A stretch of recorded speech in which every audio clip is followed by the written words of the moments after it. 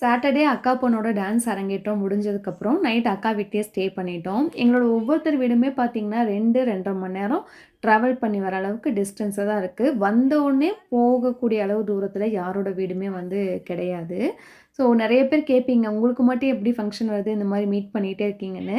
இந்த மாரி சின்னதா ஏதாவது எங்களுக்கு ஒரு விஷயம் கிடைச்சது அப்படின்னாலே, அத வந்து ஒரு மெமரபிள் டேவா மாத்துற மாரி முன்னாடியே பிளான் பண்ணிக்குவோம். எதுக்குமே பாப்பா டான்ஸ் முடிஞ்சதுமே நைட் ஸ்டே பண்ணிட்டு அடுத்த நாள் சமைச்சு சாப்பிட்டு ஊருக்கு போலாம் அப்படின்னு பிளான் பண்ணி தான் அக்கா வீட்டுக்கே வந்திருந்தோம்.